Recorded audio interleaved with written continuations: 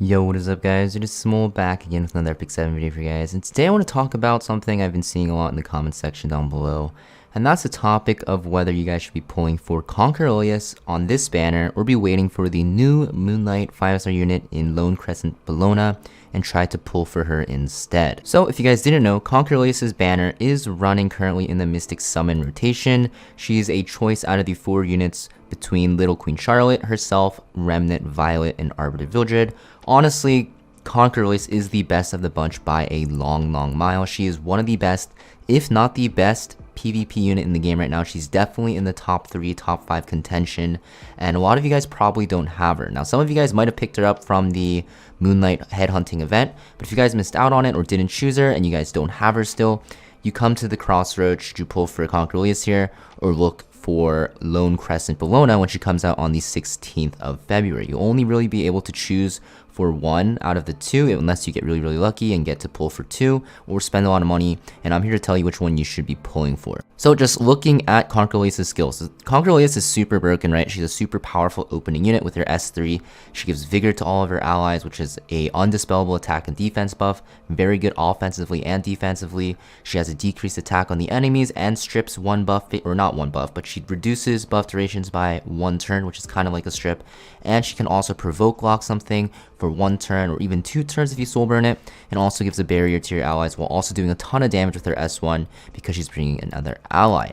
So she's pretty powerful. She's one of the best opening units in the game, and you know, some people say that she's really hard to build, so even for early game players you probably don't want to get her, but honestly you can build her on a slower build and she's still perfectly fine if you build her tankier. Her S3, as long as you get this off, she's extremely powerful. Now looking at Lone Crescent Bellona's skills here, you're going to see her S3 is going to be a single target attack that will give herself vigor only unless she defeats an enemy with this. When she kills an enemy with her S3, she will actually give vigor to everyone else on her team as well, and you're going to also see that this will always result in a critical hit. So all of Lone Crescent Bellona's skills are going to have built-in critical hits, meaning you don't really need to build any crit chance on her, making her easier to build technically than Conqueror Lilias overall. But for the most part, you're going to see that they play very differently. So the animation on this looks pretty sick as well if you guys didn't watch it. Based off of her design and her animations, like, you can never go wrong with picking her over Conqueror Lilias, because come on, she just looks beautiful in game, like you can't deny it. So yeah, stuff like that. But you're gonna see in this video when they preview this, right, this S3 doesn't do that much damage right off the bat. You're gonna see that even though this went through a defense buff, this is going to be the second S3 in the game, and she has 5 stacks of her S2, which is going to be a stacking attack buff that will give her more attack over time. So you're going to see that.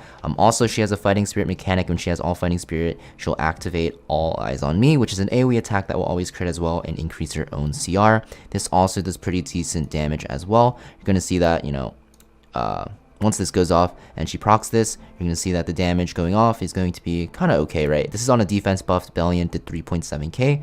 Not that bad. Now for S1, guys, it's going to be a single target attack. Also will always crit, and she'll also give herself immunity. So looking at her skills, you can see she's pretty much a damage dealer. Like we saw in the video here previewing her, you're going to see that you kind of want like a protect the team around Bellona here, if I can find it. So you're going to see after this, the team comp surrounding Bellona here is going to be pretty much all Soul Weavers and Knights. We have Crow, Maid Chloe, Rowana, and Lone Crescent Bellona. So you're going to kind of see, you know, they just play extremely differently. The team comps that you're going to run with Lone Crescent Bellona are going to kind of be like protect the Lone Crescent Bellona comps, while Conqueror Lilias can fit into more like cleave comps and just other stuff like that. So, you know, in PvP, I think Lone Crescent Bellona plays very one-dimensionally. She's going to be very surrounded by, what's it called, like tanky units to support her, especially because you're going to see her base speed is low, so she can't really open for your team and stuff like that. You definitely need something to actually buff her and protect her, or even like push her up with like Amelia or Flan, where Conqueror Lilias is way more flexible. In PvE though, guys, Bellona looks pretty good because she has ramping damage, and because she can always critical hit, you know, you can see that you'll also be able to put her on Daydream Joker and just, you know, stack a lot of attack and crit damage on her and do a lot of damage. So she looks like a pretty decent unit just because of that.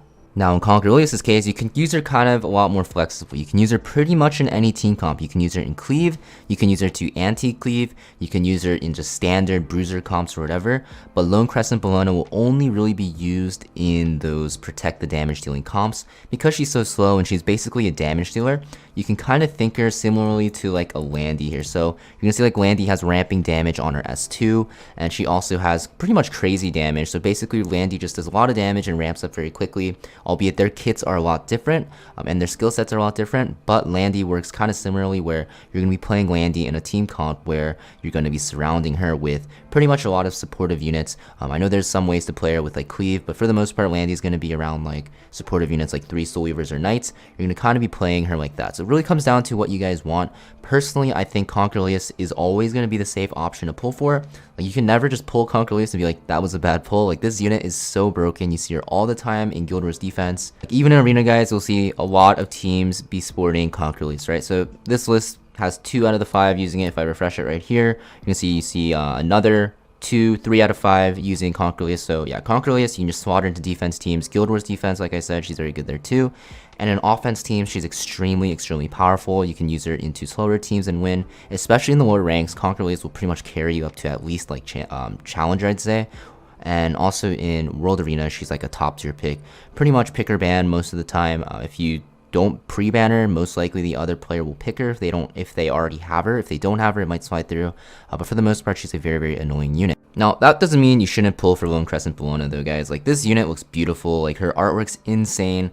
Personally, if I was new to the game, you know, I would probably be very conflicted, like a lot of you guys are. But the only thing is, like I said, Conqueror Lilias is very powerful in pretty much like every aspect of PvP. Now for PvE though, guys, Conqueror Lilias is still very good. She's good because, you know, you can use her in Hall and Trials and stuff like that. But if you're new to the game and are looking for a decent PvE damage dealer, Lone Crescent Bellona is a decent option, especially because she's easier to build because, you know, her skills don't require critical hit chance, which makes her easier. And also she has ramping damage on her S2. But keep in mind though that, you know, most of the time you're going to be able to use other units than Lone Crescent Bellona. I don't think she'll be like super OP for PvE. I think she'll be very strong, but you can always slot in like a Landy, or you can slot in like a Seaside Bellona, even Spectre Tenebria, and they will do a Lone Crescent's Bellona job in PvE just fine as well. I would definitely not pull Lone Crescent Bellona just for PvE because that's kind of like copium, honestly, because even though she seems pretty good, there's a lot of good PvE options in the game right now already. So Lone Crescent Bellona, you know, artwork looks fire. It's really up to you to decide. Me personally, I'd say if you go for Conqueror Lilias here, you can never be wrong with that choice. I think if you wait on Lone Crescent Bellona, you know, and you like her because of her artwork, or you want to actually use her in PvP because you really like her design, then that's on you. I think Lone Crescent Bellona personally will be very strong as well, but for me personally, I think Conqueror Lilias is tried and true. She's super OP, and even if you're newer to the game, Conqueror Lilias is still usable for you in PvP, and you can even use her in late game PvE as well, especially Hall of Trials, Ancient Inheritance, where she's super broken. Where Lone Crescent Bellona, although she seems like she'll be very good in PvP and very good in PvE, is kind of a question mark, right? And you can't really wait for her to come out and decide because the banner will be gone. So up to you guys, but I would personally recommend Conqueror Lilias, and you know, I'd say like 60-40, right? Conqueror Lilias 60 and then 40 to like Lone Crescent Bellona. It's really up to you, but personally, I would favor Conqueror Lilias. But yeah, maybe Lone Crescent Bellona will end up being super broken and I'll look really dumb, but usually protected damage dealing units like this aren't as broken. So yeah, that being said, pretty much what I wanted to talk about for this video. Thanks for watching, guys, and I'll see you guys next video.